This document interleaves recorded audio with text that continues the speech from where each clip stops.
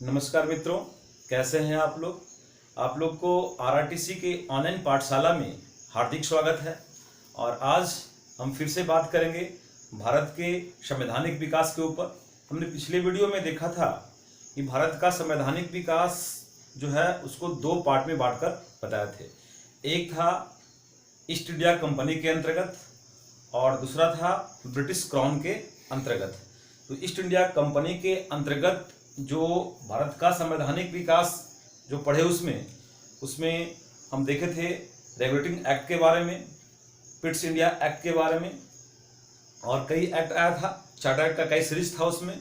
उसके बाद जो ब्रिटिश क्राउन के अंतर्गत था उसमें हम बात किए 1858 का भारत शासन अधिनियम, 1861 का भारत परिषद अधिनियम, 1892 का भारत परिषद अधिनियम, 1909 का भारत परिषद अधिनियम जिसे मार्ले मिंटो सुधार भी कहा गया।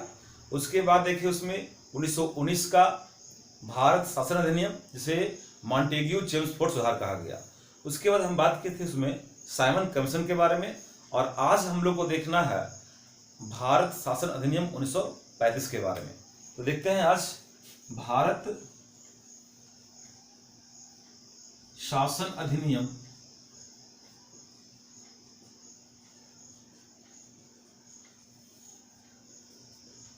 1935। भारत शासन अधिनियम 1935 के बारे में आज चर्चा करेंगे। देखिए यह अधिनियम जो है भारत शासन अधिनियम 1935 जो है, यह अधिनियम भारत में पूर्ण उत्तरदायी सरकार के गठन के लिए एक मील का पत्थर साबित हुआ। 1935 का भारत शासन अधिनियम जो हुआ, यह अधिनियम जो है वो भारत में पूर्ण आजादी यानी कि पूर्ण उत्तरदायी सरकार के गठन के लिए मील का पत्थर साबित हुआ। यह एक लंबा और विस्तृत दस्तावेज है। 1935 का भारत शासन अधिनियम जो है एक लंबा और विस्तृत दस्तावेज है। इसमें अगर बात करें तो इसमें कुल 10 अनुसूची है। इसमें 10 अनुसूची है। कितना है? इसमें कुल 10 अनुसूची है और 321 धाराएं हैं। 321 धारा है और 10 अनुसूची है भारत शासन अधिनियम में। देखिए अगर हम बात करें भारत शासन अधिनियम 1935 का, तो इसकी कुछ मुख्य विशेषताएं हैं जो निम्नलिखित है। तो अगर सबसे पहली विशेषता की बात करें भारत शासन अधिनियम का, जिसमें बात की अभी कि 10 अनुसूची है और 321 धाराएं हैं, तो उसमें सबसे पहली अगर विशेषता की बात करें भारत शासन अधिनियम का, तो है अखिल भारतीय संघ की स्थापना करना। क्या है? अखिल भारतीय संघ की स्थापना। अखिल भारतीय संघ की स्थापना। भारत शासन अधिनियम 1935 का सबसे महत्वपूर्ण और सबसे पहला विशेषता जो है वो है अखिल भारतीय संघ की स्थापना। इसमें क्या है कि केंद्र और राज्य इकाइयों के बीच 3 सूचियां, केंद्र और राज्य इकाइयों के बीच 3 सूचियां, संघ सूची, राज सूची और समवर्ती सूची के माध्यम से जो है शक्तियों का बंटवारा किया गया। केंद्र और राज्यों के बीच जो इकाइयां था उसके बीच जो है संघ सूची, राज सूची और समवर्ती सूची के माध्यम से जो है शक्तियों का बंटवारा किया गया। और इसमें कहा गया कि अवशिष्ट शक्ति पर कानून बनाने का अधिकार जो होगा वो होगा वायसराय को। अवशिष्ट शक्ति पर कानून बनाने का अधिकार किसको होगा? वायसराय को होगा। तो ये पहला विशेषता है अखिल भारतीय संघ की स्थापना, जिसमें संघ सूची, राज सूची और समवर्ती सूची की बात की गई और साथ में कहा गया कि अवशिष्ट विषय पर कानून बनाने का अधिकार जो होगा वो होगा वायसराय को। देखिए भारत के प्रांतों, चीफ कमिश्नरी प्रांत और साथ में देशी रियासतों को मिलाकर जो है अखिल भारतीय संघ की स्थापना की बात की गई। जो अखिल भारतीय संघ की स्थापना की बात जो की गई 1935 के भारत शासन अधिनियम में, वो कहा गया कि भारत में जो कुल 9 ब्रिटिश भारतीय प्रांत हैं और 600 देशी रियासत है और उसमें से 4 चीफ कस्टडी प्रांत थे, जैसे कुर्ग हो गया कर्नाटक वाला, दिल्ली हो गया, अजमेर मेवाड़ा हो गया राजस्थान का, और साथ में बलूचिस्तान। ये 4 चीफ कस्टडी प्रांत, 600 देसी रियासत, और साथ में मिला दें तो 9 जो है ब्रिटिश भारतीय प्रांत। ये सभी को मिलाकर एक अखिल भारतीय संघ की स्थापना का प्रावधान किया गया, कि परंतु यह व्यवस्था जो है कभी अस्तित्व में नहीं आ पाई। 1935 के भारत शासन अधिनियम के तहत यह व्यवस्था की गई थी, परंतु कभी अस्तित्व में नहीं आ सकी। हालांकि बर्मा को जो है भारत से अलग कर दिया गया, बर्मा जो है भारत से अलग हुआ भारत शासन अधिनियम 1935 के तहत। तो ये देखिए पहला विशेषता था। आगे बात करें सेकंड बात, दूसरा विशेषता देखिए अगर भारत शासन अधिनियम 1935 का, तो है प्रांतों में द्वैध शासन की समाप्ति। प्रांतों में द्वैध शासन की समाप्ति, प्रांतों में द्वैध शासन की समाप्ति। देखिए प्रांतों में द्वैध शासन की समाप्ति कर दिया गया, प्रांतों में उत्तरदायी सरकार की स्थापना कर दी गई। द्वैध शासन की समाप्ति कर दिया गया और प्रांतों में उत्तरदायी सरकार की स्थापना कर दी गई। हालांकि केंद्र में द्वैध शासन प्रणाली प्रारंभ किया गया। अगर तीसरा विशेषता देखें तो कहेंगे केंद्र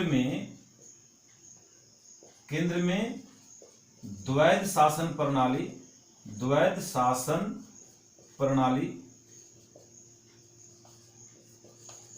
की व्यवस्था की गई। प्रांतों में द्वैध शासन प्रणाली को समाप्त किया गया और केंद्रों में द्वैध शासन प्रणाली की व्यवस्था की गई, यानी कि शुरुआत की गई। संघीय विषय की बात करेंगे, संघीय विषयों का जो है स्थानांतरित एवं आरक्षित विषयों के रूप में विभाजन किया गया। संघीय विषयों का स्थानांतरित एवं आरक्षित विषयों के रूप में उसका क्या किया गया, विभाजन किया गया। ये हम 3 विशेषता देखें। इसके बाद आगे देखें हम तो चौथा विशेषता की अगर बात करें भारत शासन अधिनियम 1935 का, तो है सांप्रदायिक प्रतिनिधित्व का विस्तार। क्या है, सांप्रदायिक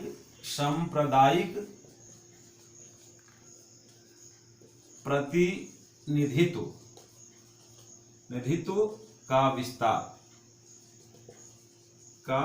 विस्तार, सांप्रदायिक प्रतिनिधित्व का विस्तार। इसमें क्या किया गया, दलित जातियों, महिलाओं और मजदूर वर्गों के लिए प्रथम बार निर्वाचन की व्यवस्था की गई। 1935 के भारत शासन अधिनियम के तहत पहली बार जो है दलित जातियों, महिलाओं और मजदूर वर्गों के लिए पहली बार जो है निर्वाचन की व्यवस्था की गई। तो बोलते हैं सांप्रदायिक प्रतिनिधित्व का विस्तार किया गया। उसके बाद और बात करें भारत शासन अधिनियम 1935 की विशेषता के बारे में, तो उसमें देखेंगे कि लोक सेवा आयोग की स्थापना की गई। क्या है, लोक सेवा आयोग की स्थापना की गई। लोक सेवा आयोग की स्थापना, लोक सेवा आयोग की स्थापना की गई। इसके तहत देखिए केंद्र में हो गया संघ लोक सेवा आयोग, केंद्र में संघ लोक सेवा आयोग, राज्य में राज्य लोक सेवा आयोग और 2 या 2 से अधिक राज्यों के लिए जो है संयुक्त लोक सेवा आयोग का गठन किया गया। क्लियर है बात।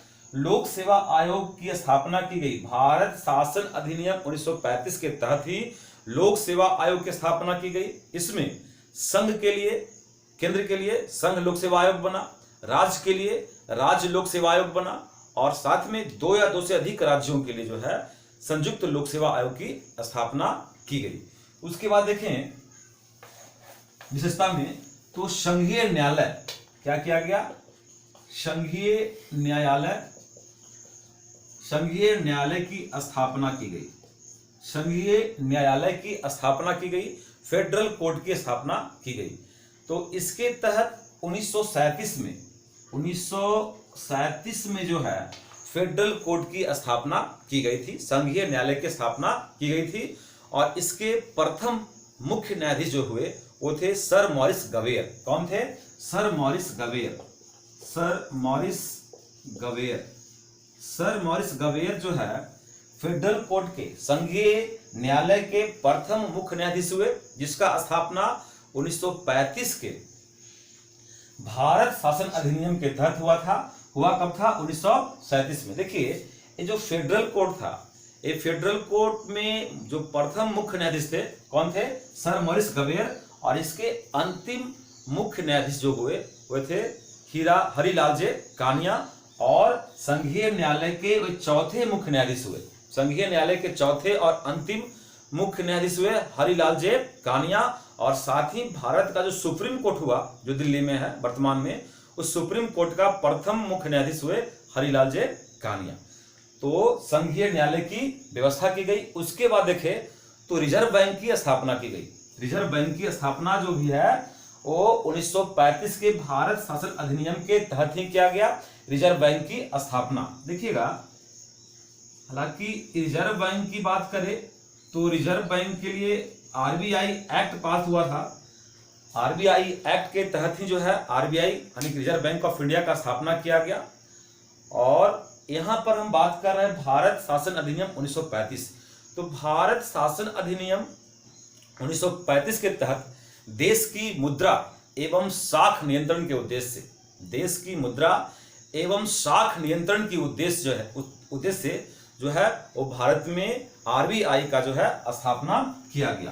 तो ये आरबीआई का स्थापना भी जो हम पढ़ेंगे वो 1935 के भारत शासन अधिनियम के तहत ही हुआ। इस बात को यहाँ पे समझेंगे। हालांकि हिल्टन आयोग के सिफारिश पर स्थापना किया गया था, वो अलग सी बात है। आगे देखिएगा इंग्लैंड में भारत परिषद की समाप्ति कर दी गई। अगला जो हिस्सा है वो है इंग्लैंड में भारत परिषद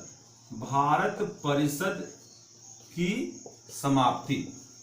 इंग्लैंड में भारत परिषद की समाप्ति कर दी गई। भारत सचिव को सलाहकारों की एक टीम प्रदान कर दी गई। भारत सचिव को सलाहकारों की एक टीम प्रदान कर दी गई। अगर भारत शासन अधिनियम 1935 को और देखते हैं, कुछ और विशेषताओं के बारे में चर्चा करें तो एक और महत्वपूर्ण विशेषता है कि राज्यों में से 6 में जो है द्विसदनीय व्यवस्था प्रारंभ किया गया। 6 राज्यों में उस समय का 6 राज्यों में द्विसदनीय व्यवस्था किया गया। द्विसदनीय का मतलब कि राज्यों में विधानसभा और विधान परिषद का भी गठन किया गया। जो 1935 के भारत शासन अधिनियम के तहत जिन 6 राज्यों में द्विसदनीय शासन व्यवस्था कायम की गई थी, वे 6 राज्य में जो 6 राज्य है वो है बंगाल, बंबई, मद्रास,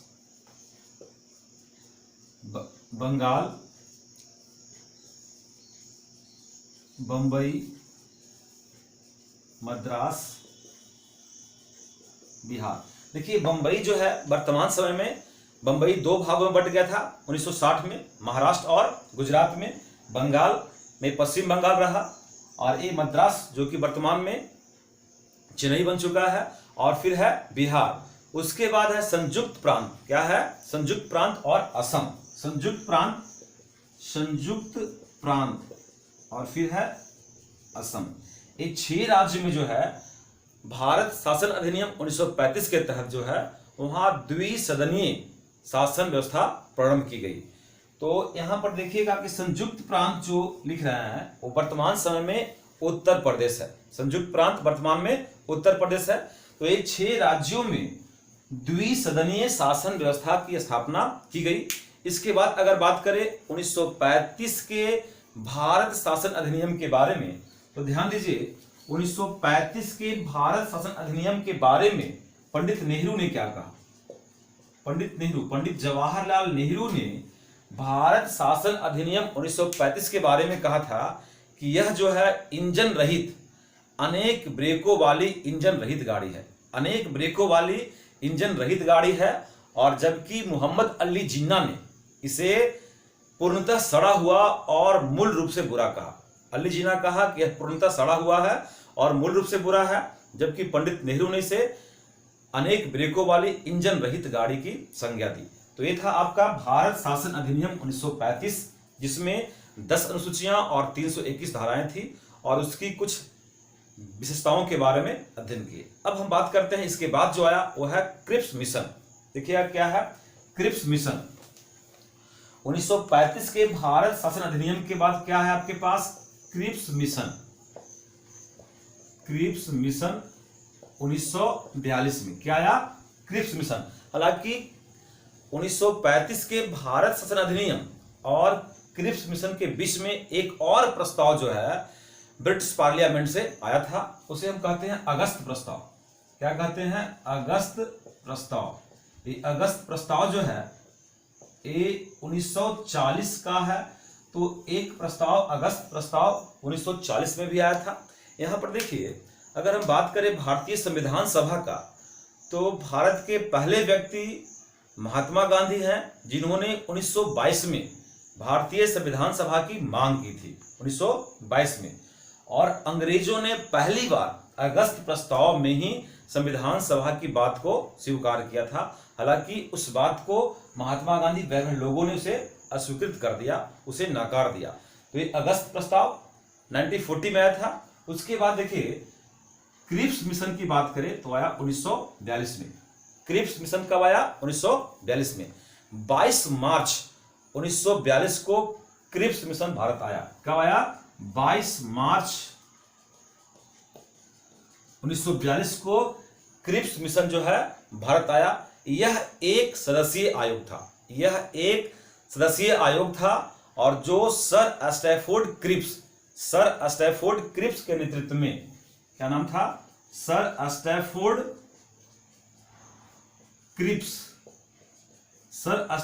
क्रिप्स के नेतृत्व में जो है ब्रिटिश सरकार द्वारा भेजा गया, ब्रिटिश पार्लियामेंट द्वारा यह भारत भेजा गया।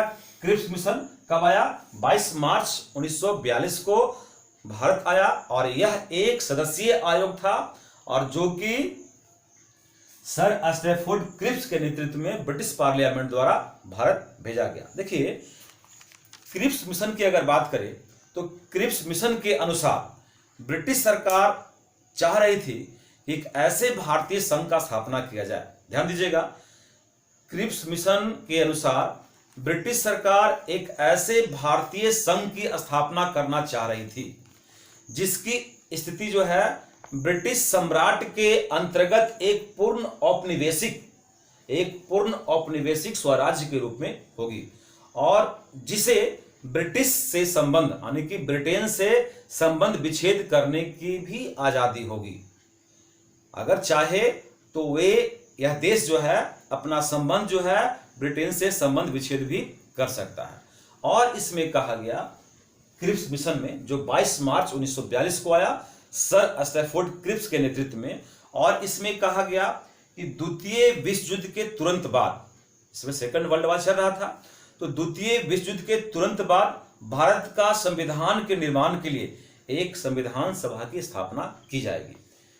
द्वितीय विश्व युद्ध के बाद भारत में संविधान के निर्माण के लिए एक संविधान सभा की स्थापना की जाएगी जिसे ब्रिटिश भारतीय प्रांत एवं देशी रियासतों दोनों के प्रतिनिधि इसमें सम्मिलित होंगे। जो संविधान सभा का निर्माण किया जाएगा उसमें ब्रिटिश भारतीय प्रांत और देशी रियासत दोनों के प्रतिनिधि जो है इसमें शामिल होंगे। यह बात कहां कहा गया क्रिप्स मिशन में ही कहा गया। साथ में कहा गया कि ब्रिटिश सरकार जो है इस संविधान सभा द्वारा जो संविधान बनेगा, इस संविधान सभा द्वारा निर्मित संविधान को स्वीकार कर लेगी। ब्रिटिश सरकार इस संविधान सभा द्वारा निर्मित संविधान को स्वीकार कर लेगी, परंतु यह शर्त लगाया गया कि यह शर्त है कि ब्रिटिश सरकार के प्रांतों यानी कि ब्रिटिश भारतीय प्रांत या देशी रियासत को यह नवीन संविधान पसंद नहीं आएगा तो वह अपनी वर्तमान संवैधानिक स्थिति को बनाए रखेंगे। यानी कि अगर संविधान सभा द्वारा बनाया गया संविधान देशी रियासतों को, ब्रिटिश भारतीय प्रांतों को पसंद नहीं आया तो जो पहले से चलते आ रहा है 1935 वाला भारत शासन अधिनियम का जो कानून था उसको ही फॉलो करेंगे, या ऐसे प्रांत जो है अपने लिए एक नए संविधान सभा का गठन करेंगे और उस संविधान सभा द्वारा जो संविधान का निर्माण किया जाएगा उसकी स्थिति भी भारतीय संघ के समान होगी। यह बात कही गई थी क्रिप्स मिशन में, जो कि 22 मार्च 1942 को सर स्टैफोर्ड क्रिप्स के नेतृत्व में ब्रिटिश पार्लियामेंट द्वारा भारत भेजा गया था। और देखिए इसमें और क्या बात है, और कहा गया कि संविधान सभा और ब्रिटिश सरकार के मध्य, जो संविधान सभा का निर्माण कीजिएगा आप लोग, तो संविधान सभा और ब्रिटिश सरकार के मध्य जो संस्था है उन संस्थाओं की सुरक्षा के लिए संधि की जाएगी, और जब तक नवीन संविधान नहीं बन जाता और नवीन संविधान बनने के बाद वो कार्यान्वित यानी कि लागू नहीं हो जाता, तब तक जो है ब्रिटिश सरकार ही भारत की सुरक्षा के लिए उत्तरदायी होगी। भारत की सुरक्षा के लिए तब तक ब्रिटिश सरकार ही उत्तरदायी होगी। अब देखिए ऐसा प्रस्ताव जो आया, तो इस प्रस्ताव को भारत में जो दो दल बड़े दल के रूप में उभर रहे थे, वो थे भारतीय राष्ट्रीय कांग्रेस और एक था मुस्लिम लीग। तो इस मिशन यानी कि इस आयोग को नकार दिया कांग्रेस। कांग्रेस का कहना था कि क्रिप्स प्रस्ताव में अप्रत्यक्ष रूप से पाकिस्तान की मांग को स्वीकार किया गया है, और चूंकि कांग्रेस कभी भी पाकिस्तान यानी कि नए देश जो है बनाने के चक्कर में नहीं था, देश के विभाजन के पक्षधर नहीं था। यहां तक कि महात्मा गांधी जैसे राजनेता का कहना था कि पाकिस्तान का बंटवारा मेरे सीने पे होगा। तो इस बात को लेकर कांग्रेस जो है क्रिप्स मिशन को अस्वीकार कर दिया कि आप अप्रत्यक्ष रूप से पाकिस्तान की मांग को स्वीकार कर रहे हैं। दूसरी बात, भारत की सुरक्षा के प्रश्न पर कांग्रेस क्रिप्स प्रस्ताव के पक्ष में नहीं था, यानी क्रिप्स प्रस्ताव से सहमत नहीं था कांग्रेस, क्योंकि उसमें कहा गया था कि जब तक आपके संविधान सभा द्वारा बनाया गया संविधान लागू नहीं हो जाता, तब तक भारत की सुरक्षा का दायित्व जो है वो ब्रिटिश सरकार पर होगी। तो इस बात से भी भारतीय राष्ट्रीय कांग्रेस सहमत नहीं थी। वास्तव में औपनिवेशिक स्वराज के लिए कोई भी तिथि निश्चित नहीं की गई थी। इसी कारण महात्मा गांधी द्वारा इस प्रस्ताव को क्या कर दिया गया, अस्वीकार कर दिया गया। और महात्मा गांधी जो है क्रिप्स मिशन के बारे में बोले कि यह दिवालिया बैंक द्वारा भविष्य की तिथि में ना भूलने वाला चेक है। दिवालिया बैंक द्वारा भविष्य की किसी भी तिथि में ना भूलने वाला चेक है, यानी कि पोस्ट डेटेड चेक की संज्ञा दी। महात्मा गांधी क्या बोले, पोस्ट डेटेड चेक की संज्ञा दी किसे, क्रिप्स मिशन को। ठीक है, यहां पर देखिएगा कि क्रिप्स प्रस्ताव में पाकिस्तान के निर्माण को स्पष्ट तौर पर नहीं कहा गया था। इसी कारण जो है मुस्लिम लीग ने भी इस प्रस्ताव को अस्वीकार कर दिया। ध्यान दीजिएगा, कांग्रेस का कहना है कि आप अप्रत्यक्ष रूप में पाकिस्तान की मांग को स्वीकार कर रहे हैं, जबकि मुस्लिम लीग का कहना है कि आप प्रत्यक्ष रूप से पाकिस्तान की मांग को स्वीकार नहीं कर रहे हैं। इसी कारण जो है मुस्लिम लीग भी जो है इसे अस्वीकार कर दिया, किसे, क्रिप्स मिशन को। आगे देखिए, उसके बाद है बेवेल योजना। इसके बाद है बेवेल योजना। देखिए क्या है बेवेल योजना। बेवेल योजना, बेवेल योजना को देखिए, यूरोप में विश्व युद्ध की समाप्ति के बाद जो विश्व चल रहा था, तो यूरोप में विश्व युद्ध की समाप्ति के बाद जो है जापान के विरुद्ध भारतीय समर्थन प्राप्त करने तथा भारत के संवैधानिक गतिरोध को समाप्त करने के लिए, देखिए द्वितीय विश्व युद्ध के बाद क्या था कि जापान सरकार जापान जो है भारत को काफी मदद करने के पक्ष में था, यानी कि भारत को समर्थन प्राप्त हो रहा था जापान से। इसी के बारे में देखिए, द्वितीय विश्व युद्ध के टाइम में ही बात है कि सुभाष चंद्र बोस जो है कई भारतीय कैदियों को जापान से छुड़ाए थे और उसी को वहां से बोले थे दिल्ली चलो, जो कि हम लोग पढ़ते हैं। दिल्ली चलो का नारा किसने दिया, सुभाष चंद्र बोस ने। तो वहां पे जापान के कैदियों को छुड़ाकर उसी को आदेश दिए, उन्हीं से जो है बोले कि आप लोग दिल्ली चले, तो दिल्ली चलो का नारा हुआ। उसके बाद सुनने में आया कि नागासाकी और हिरोशिमा पर जो है अमेरिका ने बम गिराया है। उसी के बाद से इतिहास मौन हो जाती है वहां पे सुभाष चंद्र बोस को लेकर। तो यूरोप में द्वितीय विश्व युद्ध की समाप्ति के बाद इंग्लैंड को लगा कि जापान सरकार जो है भारत के पक्ष में है, भारत को समर्थन करेगा और साथ में भारत की संवैधानिक गतिरोध को समाप्त करने के लिए जो है 4 जून 1945 को भारत के तत्कालीन वायसराय लॉर्ड बेवल जो है ने जिस योजना की घोषणा की उसे ही हम कहते हैं बेवल योजना। कब किया? 4 जून 1945 को। 4 जून 1945 को भारत के तत्कालीन वायसराय लॉर्ड बेवल ने जिस योजना को प्रस्तुत किया उसे कहते हैं हम लोग बेवल योजना। देखिए बेवल योजना जो आया, ध्यान दीजिएगा, ये 2 बातों के लिए आया। पहली बात कि भारत जो है जापान का समर्थन न प्राप्त कर ले और संवैधानिक गतिरोध जो चल रहा था उसी को समाप्ति करने के लिए तत्कालीन वायसराय लॉर्ड बेवल ने जिस योजना को सुनाया 4 जून 1945 को उसे ही कहते हैं बेवल योजना। और इस योजना का मुख्य उद्देश्य क्या है? देखिएगा, बेवल योजना का मुख्य उद्देश्य क्या है? द्वितीय विश्व युद्ध के पश्चात भारतीयों द्वारा संविधान बनाए जाने तक के लिए एक प्रकार की अंतरिम सरकार की व्यवस्था करना। बेवल योजना में कहा गया कि आप एक अंतरिम सरकार का गठन कर लीजिए, वायसराय की कार्यकारिणी परिषद का पुनर्गठन किया जाएगा। देखिएगा, वायसराय जो कि पहले गवर्नर जनरल हुआ करता था और गवर्नर जनरल के लिए कार्यकारी परिषद का जो गठन किया गया था वो सबसे पहला एक्ट आया था 1773 का रेगुलेटिंग एक्ट। उसी के तहत जो है 4 सदस्यीय कार्यकारिणी परिषद का गठन किया गया था। यहाँ पर क्या कहा जा रहा है बेवल योजना में? बेवल योजना में कहा जा रहा है कि द्वितीय विश्व युद्ध के पश्चात भारतीयों द्वारा संविधान बनाए जाने तक, जब तक भारतीय अपना संविधान नहीं बना लेते हैं तब तक एक प्रकार के अंतरिम सरकार का व्यवस्था कर लें और वायसराय की कार्यकारिणी परिषद का जो है पुनर्गठन किया जाएगा। वायसराय की कार्यकारिणी परिषद का पुनर्गठन किया जाएगा जिसे वायसराय और सैन्य प्रमुख को छोड़कर, जो कार्यकारिणी परिषद होगा उसमें वायसराय और सैनिक प्रमुख को छोड़कर शेष सभी सदस्य क्या होंगे? भारतीय होंगे। उसमें वायसराय जो है इंग्लैंड के होंगे और साथ में सैन्य प्रमुख भी क्या होंगे? इंग्लैंड के होंगे और शेष सभी सदस्य क्या होंगे? भारतीय होंगे। परिषद में क्या कहा गया? वायसराय की कार्यकारिणी परिषद में स्वर्ण हिंदुओं और मुस्लिमों को समान प्रतिनिधित्व मिलेगा। स्वर्ण हिंदुओं और मुस्लिमों को समान प्रतिनिधित्व मिलेगा। कार्यकारिणी परिषद जो बनेगा उसमें अंतरिम राष्ट्रीय सरकार की समान होगी।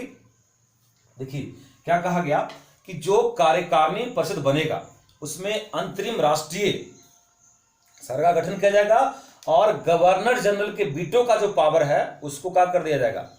अकारण प्रयोग नहीं किया जाएगा। गवर्नर जनरल का जो वीटो का पावर है, हालांकि गवर्नर नहीं थे उस समय, क्या थे? वायसराय, तो उनके जो वीटो का पावर है उसे अकारण प्रयोग नहीं किया जाएगा क्योंकि देखिए आप अंतरिम सरकार का गठन करने जा रहे हैं। और वायसराय की कार्यकारिणी परिषद में वायसराय और सैनिक प्रमुख को छोड़कर सभी भारतीय होंगे और वायसराय को पावर है वीटो पावर, तो वीटो पावर अगर है तो सारे सदस्य क्या हो गए? बेकार पड़ गए। तो यहां पे कहा गया कि वायसराय जो है अकारण वीटो पावर का प्रयोग नहीं करेंगे। और साथ में कहा गया कि भारत छोड़ो आंदोलन के दौरान गिरफ्तार सभी नेताओं को जो है रिहा कर दिया जाएगा। जो महात्मा गांधी भारत छोड़ो आंदोलन चलाए थे उस दौरान जो भी नेता गिरफ्तार हुए थे उसे बेवल योजना में साफ तौर पर कहा गया कि भारत छोड़ो आंदोलन के दौरान जो भी नेता गिरफ्तार किए गए हैं उन्हें रिहा कर दिया जाएगा और शिमला में एक सर्वदलीय सम्मेलन बुलाया जाएगा। शिमला में एक सर्वदलीय सम्मेलन बुलाया जाएगा। देखिएगा, इस योजना को कांग्रेस और मुस्लिम लीग दोनों ने अस्वीकार कर दिया। चलिए क्लियर बात हो गया।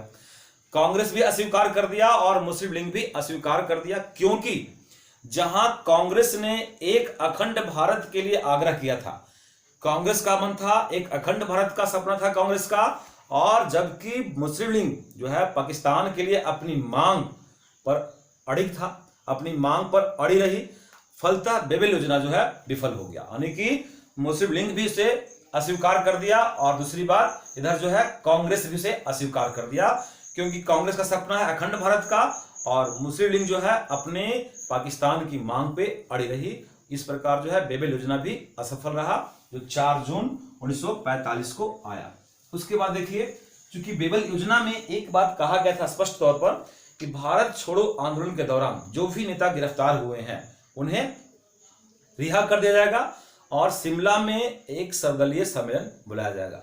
तो चलिए आगे हम लोग पढ़ते हैं शिमला सम्मेलन। क्या है शिमला सम्मेलन? शिमला सम्मेलन की बीज अगर बात करें तो बेबल योजना में ही बोया गया था। बेबल योजना में ही कहा गया था कि शिमला सम्मेलन बुलाया जाएगा।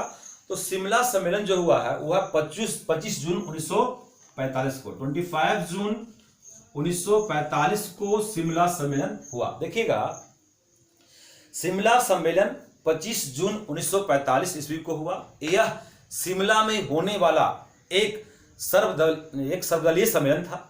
यह शिमला में होने वाला एक सर्वदलीय सम्मेलन था जिसमें कुल 22 प्रतिनिधियों ने भाग लिया। इसमें कुल 22 प्रतिनिधियों ने भाग लिया। इसमें कुल 22 प्रतिनिधियों ने भाग लिया और इसका नेतृत्व, ये 22 प्रतिनिधियों का जो नेतृत्व कर रहे थे वो मौलाना अबुल कलाम आजाद ने किया। इसका प्रतिनिधित्व कौन किए? मौलाना अबुल कलाम आजाद। अबुल कलाम आजाद ने इस 12 प्रतिनिधियों का जो है नेतृत्व किया। इस सम्मेलन में मुस्लिम लीग द्वारा यह शर्त रख दी गई कि वायसराय के कार्यकारिणी परिषद में नियुक्त होने वाले सभी मुस्लिम सदस्यों का जो चयन करेंगे वह स्वयं करेंगे।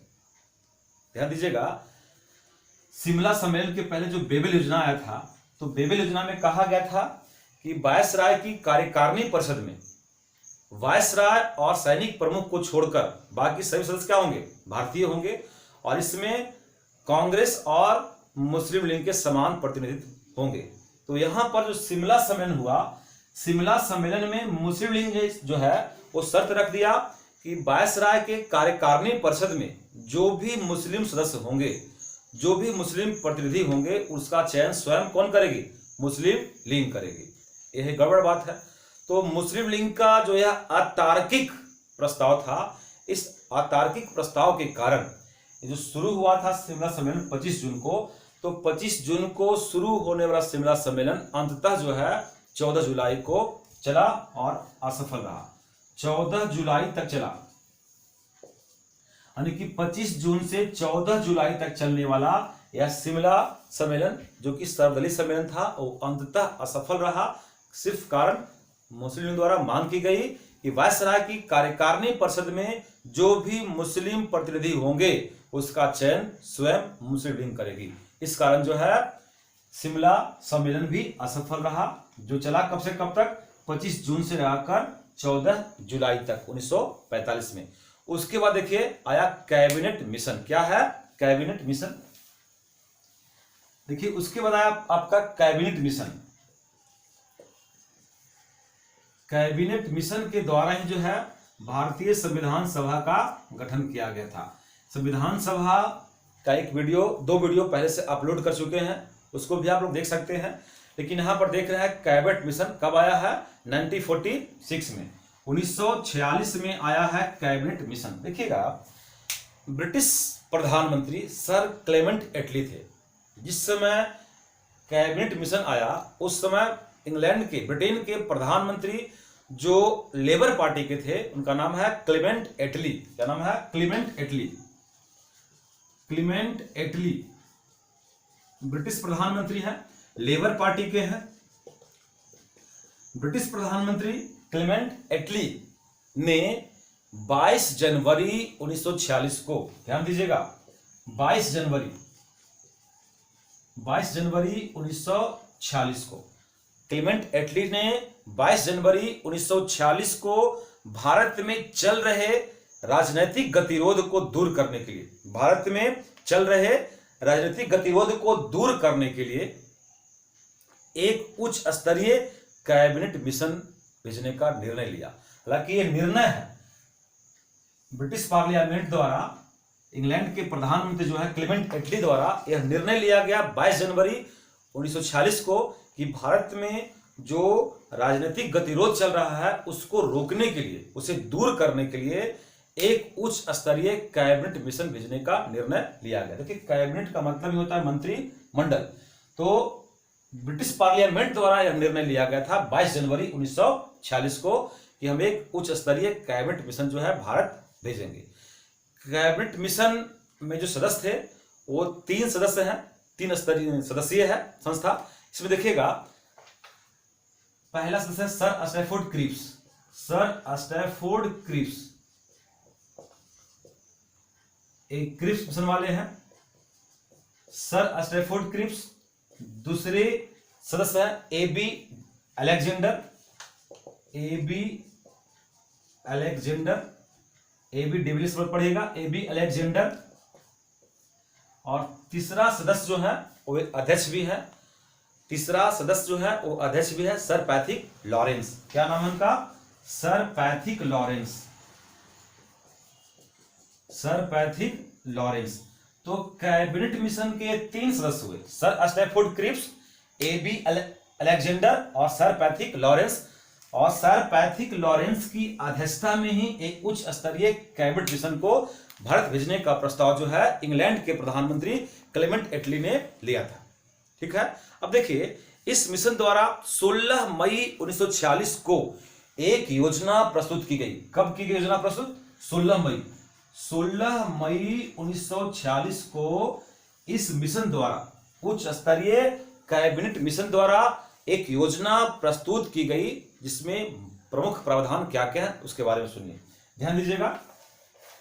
कैबिनेट मिशन जो योजना प्रस्तुत की, उस योजना के जो कुछ प्रमुख प्रावधान है वो क्या क्या है। पहला है ब्रिटिश भारत और देसी रियासतों को मिलाकर एक अखिल भारतीय संघ का गठन किया जाए। देखिएगा 1935 के भारत शासन अधिनियम से चलता रहा है और फिर कैबिनेट मिशन में इस बात को दोहराया गया कि ब्रिटिश भारतीय प्रांत और देसी रियासतों को मिलाकर एक अखिल भारतीय संघ का स्थापना किया जाएगा।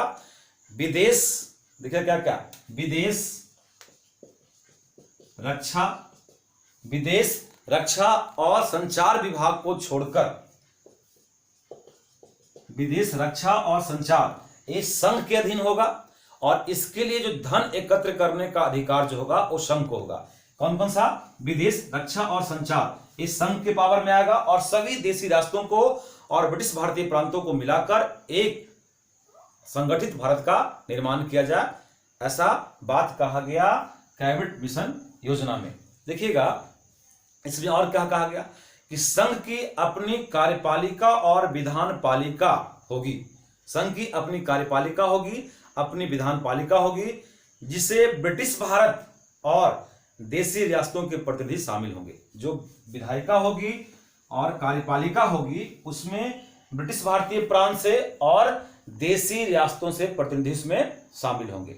ठीक है, तो देशी रियासत और ब्रिटिश भारतीय प्रांत की अगर बात करें तो बार बार बोल रहे हैं कि उस समय 9 ब्रिटिश भारतीय प्रांत थे और लगभग 600 देशी रियासत थे।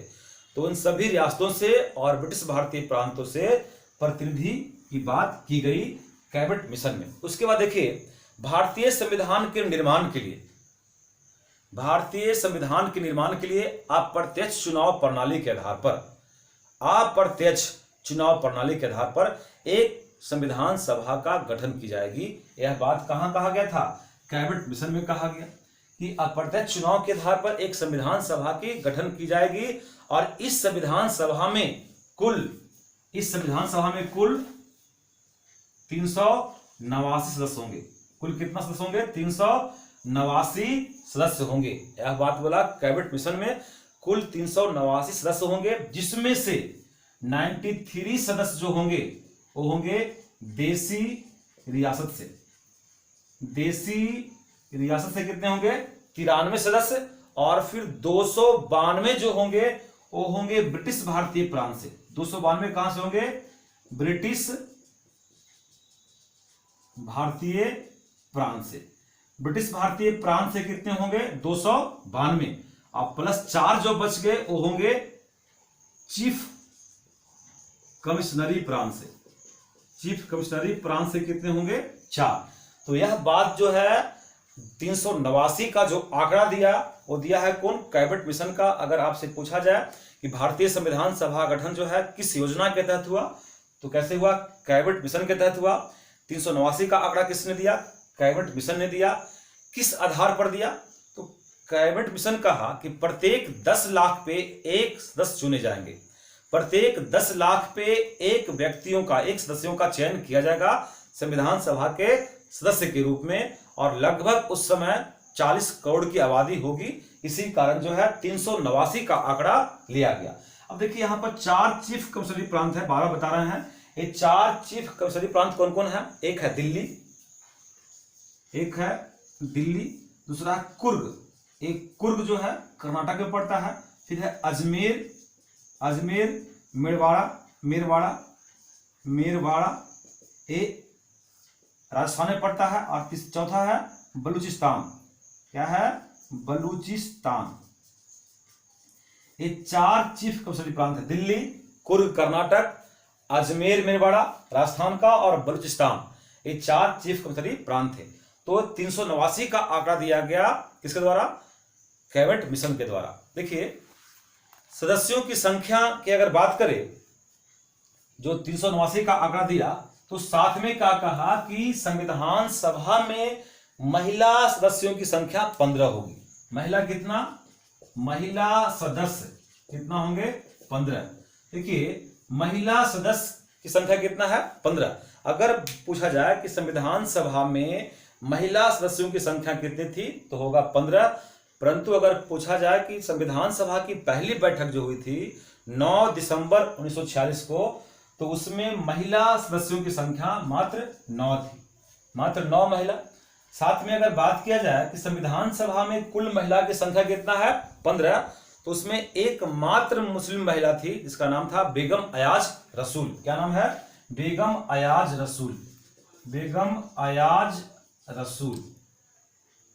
अयाज रसूल एकमात्र मुस्लिम महिला थी संविधान सभा के सदस्य के रूप में। उसके बाद इसमें बात किया जाए, महिला सदस्य तो 15 हो गया, उसके बाद अनुसूचित जाति की बात किया जाए तो संख्या थी 26। अनुसूचित जाति का दिया 26, जबकि बात करें अनुसूचित जनजाति का, तो अनुसूचित जनजाति के सदस्यों की संख्या बताया 33। कितना? 33। अनुसूचित जाति का 26, अनुसूचित जनजाति का कितना है? 33। ये जो बताया गया है कैबिनेट मिशन द्वारा बताया गया। क्लियर है बात? देखिएगा, और कहा गया कि एक अंतरिम सरकार की तत्काल गठन किया जाए, एक अंतरिम सरकार की स्थापना की जाएगी, और इसमें सभी भारत के सभी राजनीतिक दलों का जो है समर्थन प्राप्त होगा। ऐसा नहीं कि कोई एक पार्टी जो है इसका गठन करे। अंतरिम सरकार का जो गठन होगा उसमें भारत के वर्तमान में उस समय के सभी राजनीतिक दलों का जो है समर्थन प्राप्त होगा, और इस अंतरिम सरकार में जो है 14 सदस्य होंगे।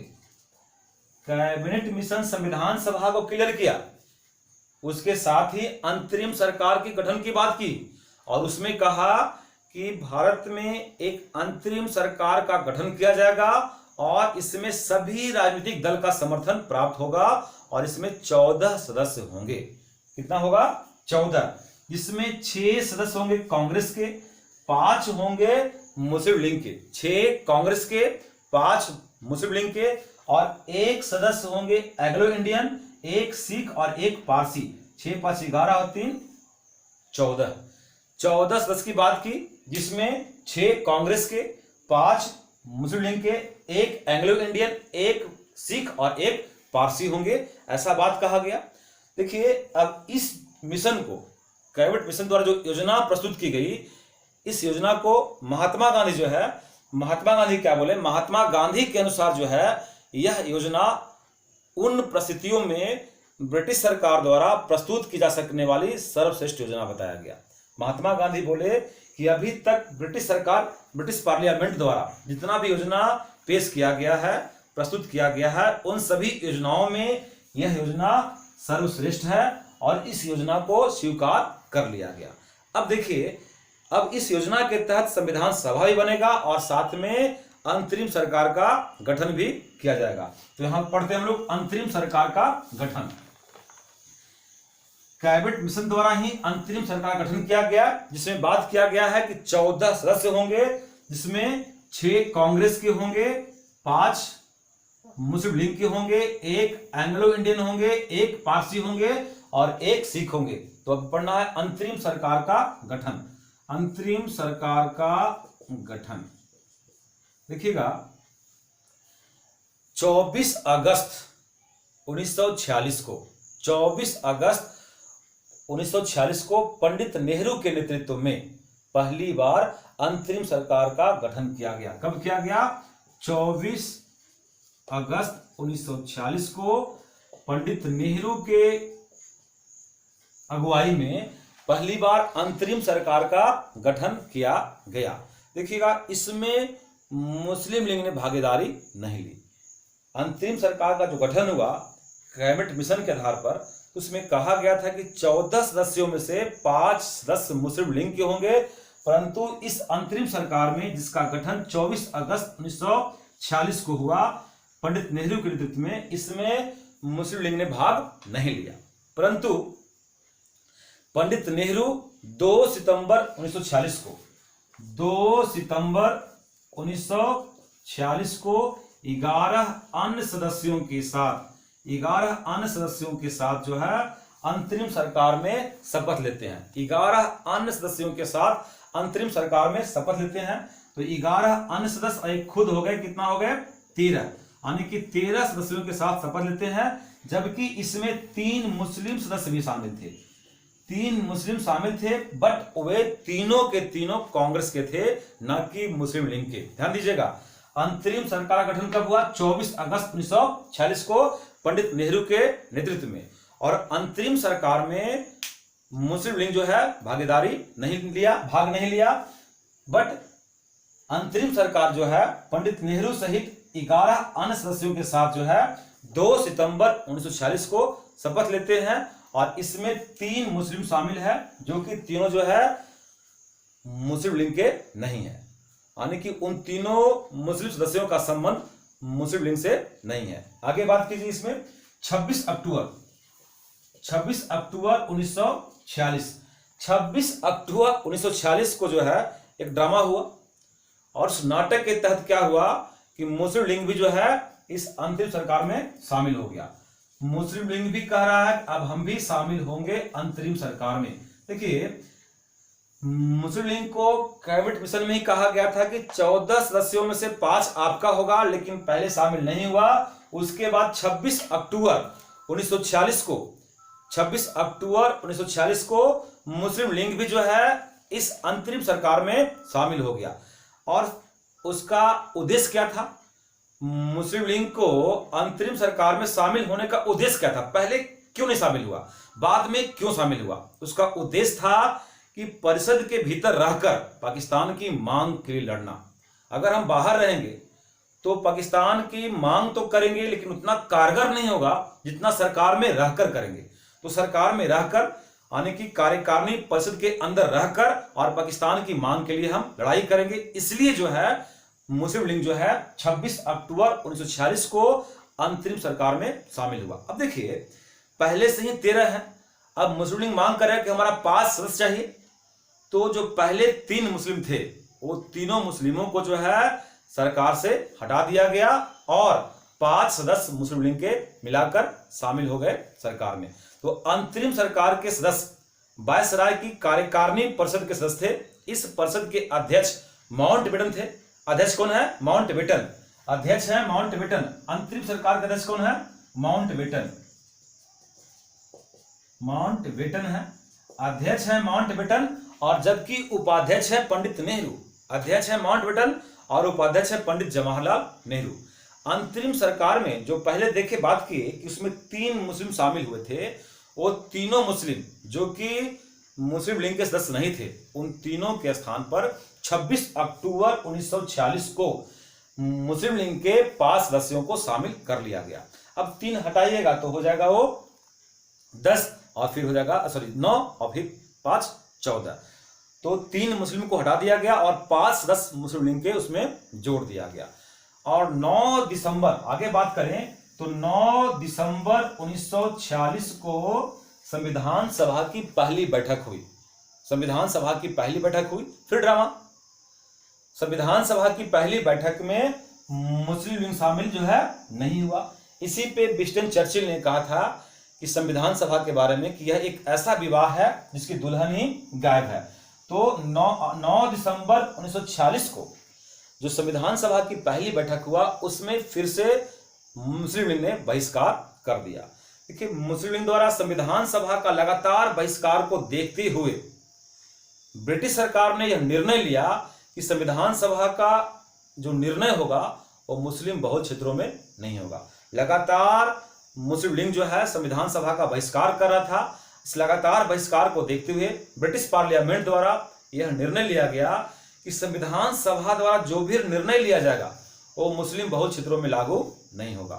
तो ये मुस्लिम बहुल क्षेत्रों में लागू नहीं होगा। देखिए, ये जो अंतरिम सरकार गठन है इसके बारे में अंबेडकर ने कहा है, इसके बारे में अंबेडकर बोले हैं कि यह एक देश का राज्य है जिसे 2 राष्ट्र मिलकर चला रहे हैं। जिसे 2 राष्ट्र मिलकर क्या बोले हैं? अंतरिम सरकार के बारे में डॉक्टर भीमराव अंबेडकर ने कहा कि यह एक देश की सरकार है। अंतरिम सरकार तो भारत की है, यह एक देश की सरकार है जिसे 2 राष्ट्र मिलकर चला रहे हैं। क्यों? क्योंकि अध्यक्ष है माउंटबेटन, उपाध्यक्ष है पंडित नेहरू। तो यहां बोलेंगे कि इसे 2 राष्ट्र मिलकर चला रहे हैं। इसके बाद देखिए पढ़ेंगे अंतरिम सरकार का माउंटबेटन योजना। क्या पढ़ेंगे? माउंटबेटन योजना पढ़ते हैं। माउंटबेटन योजना, माउंटबेटन योजना देखिए क्या है माउंटबेटन योजना। ये 3 जून 1947 को आया। 3 जून 1947, 3 जून 1947 को आया है माउंटबेटन योजना। तत्कालीन परिस्थिति जो भारत का कंडीशन चल रहा है उसमें ब्रिटिश प्रधानमंत्री क्लेमेंट एटली 20 फरवरी 1947 को यह घोषणा की कि ब्रिटिश सरकार जो है 30 जून 1948 तक भारतीयों को सत्ता सौंप देगी। ध्यान दीजिएगा, 20 फरवरी 1947 को तत्कालीन प्रधानमंत्री क्लेमेंट एटली यह घोषणा किए कि 30 जून 1948 तक ब्रिटिश सरकार जो है, ब्रिटिश हुकूमत जो है वो भारतीयों को सत्ता सौंप देगी। सत्ता के निर्बाध हस्तांतरण के लिए व्यवस्था करने के लिए बेबेल के स्थान पर लॉर्ड माउंटबेटन को जो है वायसराय बनाकर भेजा गया था। देखिए, ये माउंटबेटन जो फिर पुनः आ गए, पहले कौन था? बेबेल के बाद कौन थे? माउंटबेटन। तो माउंटबेटन को इसलिए भेजा गया था कि चूंकि सत्ता का हस्तांतरण करना है, सत्ता को सौंपना है भारतीयों के हाथों में, तो इसके लिए सही व्यवस्था किया जाए। तो सही व्यवस्था करने के लिए बेबेल के जगह पर लॉर्ड माउंटबेटन को भारत भेजा गया था। तो ये माउंटबेटन योजना है जो कि उसमें कहा गया कि 20 फरवरी को घोषणा किया गया क्लेमेंट एटली द्वारा ब्रिटिश पार्लियामेंट में कि हम जो है 30 जून 1948 के पहले भारतीयों को सत्ता सौंप देंगे। और 3 जून 1947 को, यहां पर 3 जून पढ़ रहे हैं, 3 जून 1947 को माउंटबेटन द्वारा प्रस्ताव योजना को जो है प्रस्तुत किया गया। इसी को हम लोग कहते हैं माउंटबेटन योजना। चूंकि यह योजना कहां से आया? ब्रिटिश पार्लियामेंट से आया है। कौन भेजा है? ब्रिटिश का तत्कालीन प्रधानमंत्री क्लेमेंट एटली। क्या बोले? 20 फरवरी 1947 को उन्होंने कहा कि हम 30 जून यानी कि ब्रिटिश हुकूमत जो है 30 जून 1948 तक भारतीयों को सत्ता जो है सौंप देगी। और यह बात, इस बात को आकर 3 जून 1947 को सुना कौन रहे हैं?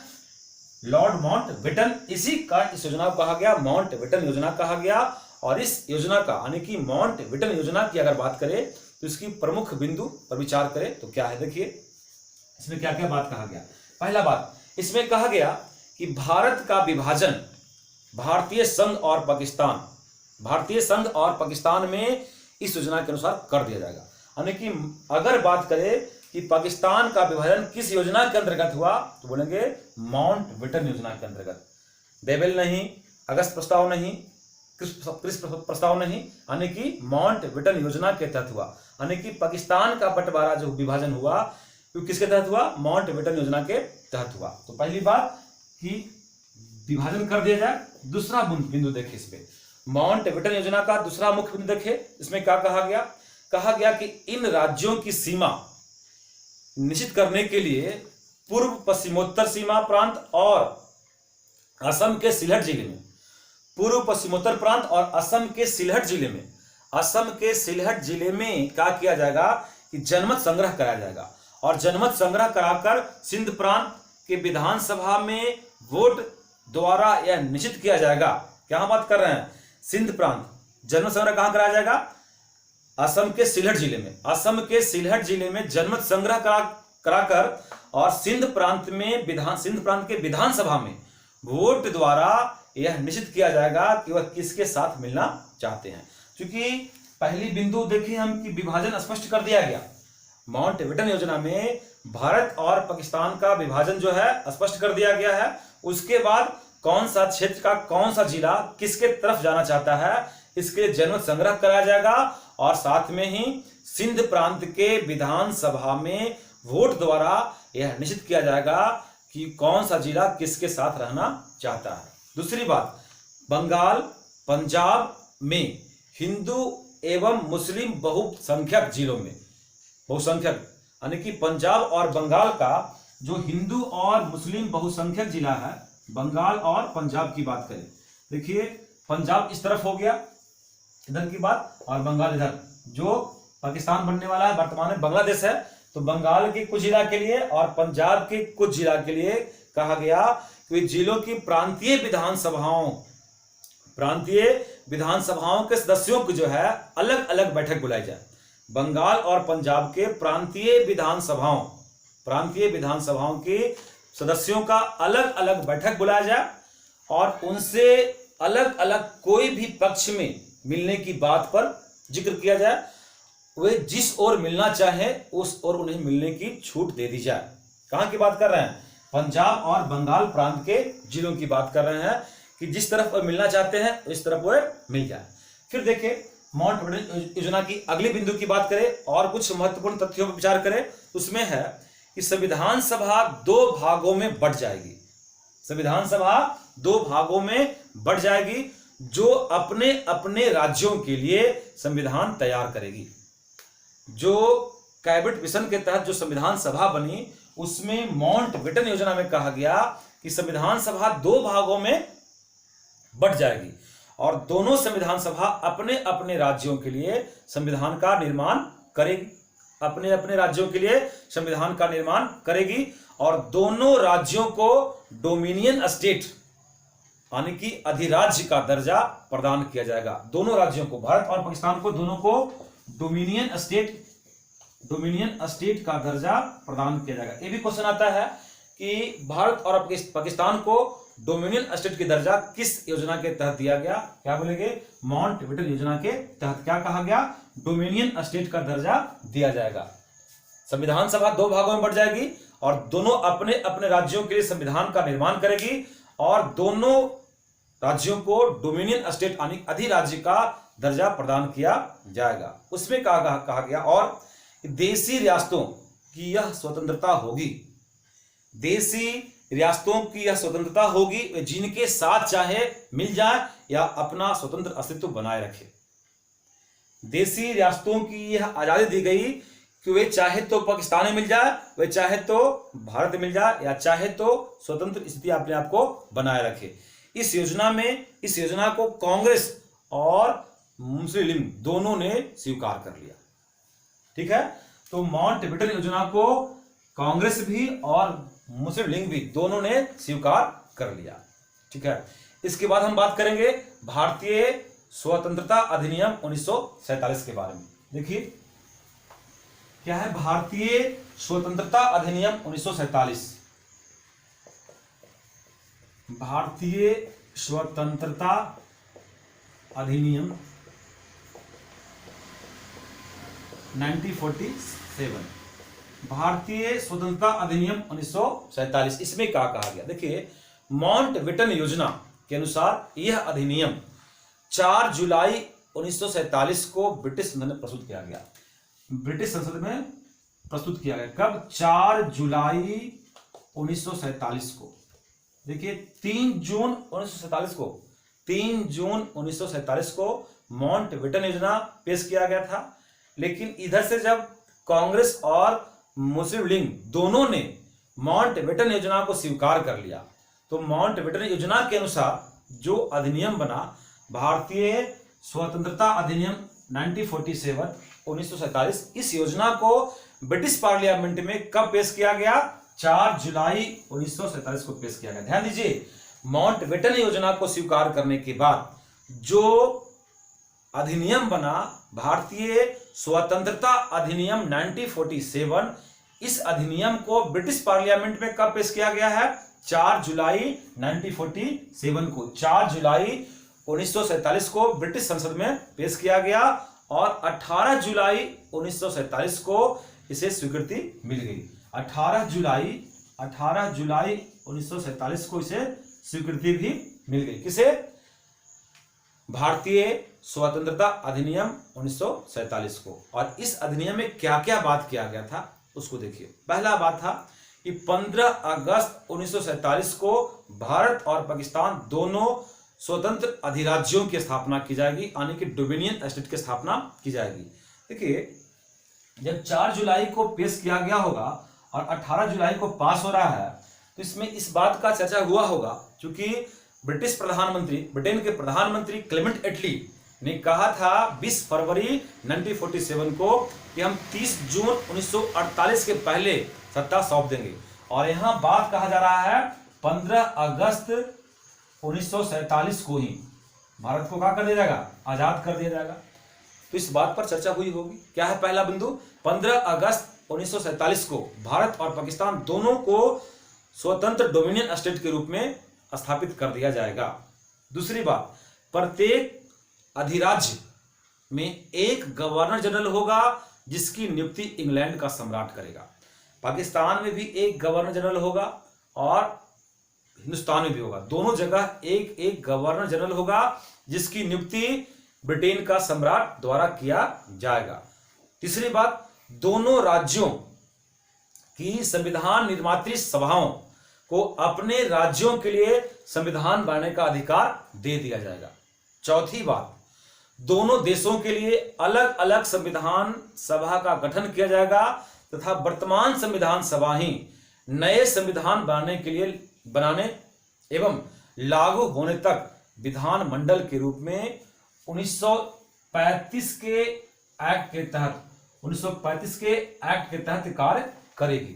यानी कि जब तक भारत का संविधान नहीं बन जाए तो यह संविधान सभा ही जो है पार्लियामेंट के संसद के रूप में काम करेगी। यह बात भी भारतीय स्वतंत्रता अधिनियम 1947 में कह दिया गया था। सारी बातें कह दिया गया था। आगे देखिए, जब तक संविधान सभाएं संविधान का निर्माण नहीं कर लेती है तब तक संविधान सभा ही विधानमंडल के रूप में भी कार्य करेगी। साथ ही विधानमंडल के रूप में कार्य करते समय इनकी शक्तियों पर ब्रिटिश संसद का किसी प्रकार का कोई नियंत्रण नहीं होगा। अगर संविधान सभा भारत के संसद के रूप में काम करेगी तो उस समय काम करते वक्त ब्रिटिश पार्लियामेंट का उस पर कोई प्रभाव नहीं होगा, उस पर कोई नियंत्रण नहीं होगा। छठा बात है, दोनों अधिराज्यों की सीमा निर्धारण करने के लिए 2 सीमा आयोग का गठन किया जाएगा। एक पंजाब सीमा आयोग और एक बंगाल सीमा आयोग, है ना। झगड़ा कहां था? पंजाब में और बंगाल में।